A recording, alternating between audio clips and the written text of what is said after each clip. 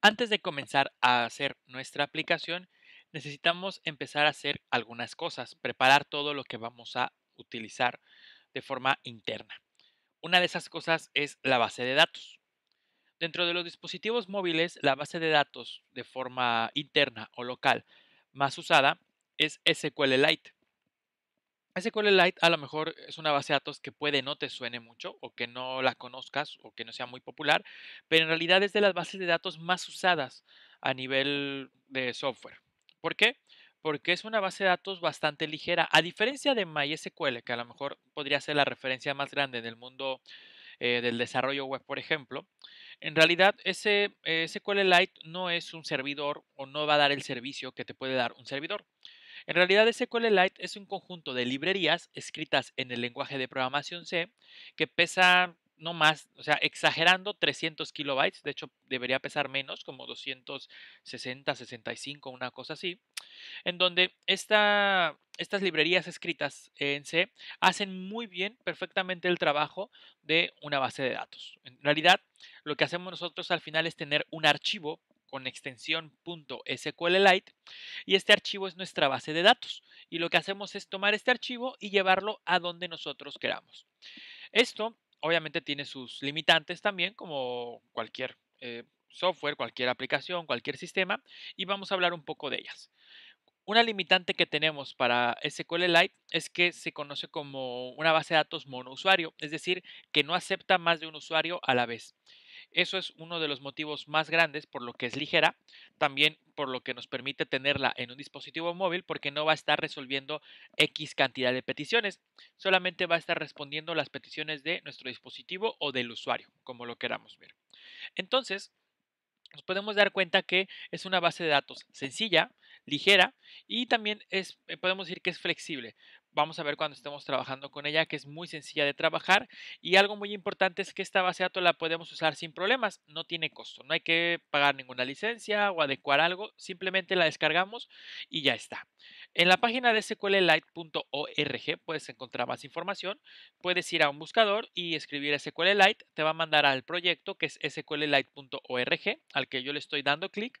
Y aquí podemos ver diferentes cosas. Algo muy importante es que les decía, la base de datos puede ser que no te suene, pero en realidad, o que no la hayas escuchado, pero es muy popular. Por ejemplo, Mozilla trabaja muchísimo con SQLite. Todo lo que guardamos, los marcadores, las preferencias, todo eso, SQLite es, digamos, su arma más interesante detrás de Mozilla, como tal, de Firefox, en este caso del navegador.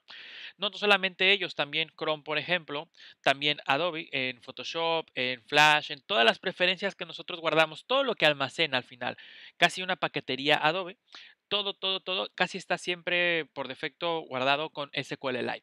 ¿Por qué? Porque recordemos que es una base de datos ligera, pequeñita además, y que es de monousuario, es decir, no vas a tener 5 usuarios configurando el Adobe o Photoshop, por ejemplo.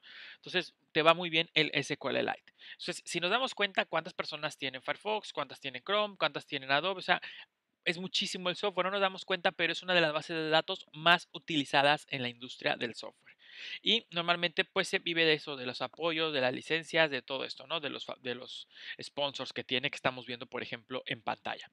Entonces, SQLite, como decía, es muy usado, lo puedes descargar, no hay ningún problema. Vienes aquí y lo descargas y ya está, lo puedes tener. Yo recomiendo en un principio, bueno, aquí tienes también la documentación y si quieres, por ejemplo, para Linux, para Mac, para Windows, pero yo recomiendo en un principio utilizar un manager, o sea, un administrador para SQLite. Es muy sencillo conseguir, hay muchos. Yo voy a hablar con el que voy a trabajar y me gusta porque aparte creo que si no es el más sencillo de conseguir, es de los dos más sencillos, que tú agarras y pones en un buscador como yo lo acabo de hacer, SQLite Manager, le das clic y te manda a estas tiendas de add-ons Mozilla y ya puedes agregar en este caso el manager para tu Firefox y desde ahí administras tu bases de datos SQLite. A mí me gusta esta opción, pero bueno, cada quien está también si no se acopla, no le gusta, puede buscar otro manager. No puedo hablar tampoco de todos los managers que existen porque igual y nunca acabamos, pero yo voy a hablar en este caso de, digamos, el que considero creo más sencillo.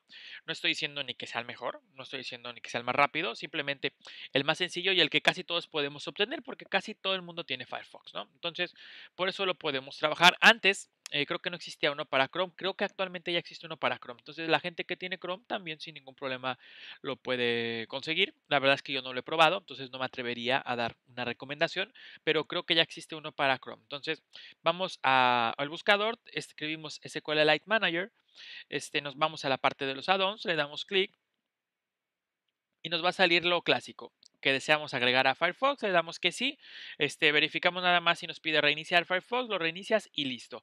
¿Cómo sabemos que lo tenemos? Podemos darnos cuenta que aparece un icono, el icono universal de bases de datos, pero de color azul. Bueno, lo que vamos a hacer es irnos aquí a donde dice herramientas y revisar que ya lo tenemos. Si te vas a herramientas, no importa en la versión de Firefox que estés, hablo de si cualquier sistema operativo, si te vas a herramientas y encuentras el SQLite Manager, significa que ya tienes instalado el SQLite Manager. Y con eso ya tenemos todo preparado para empezar a crear nuestra base de datos.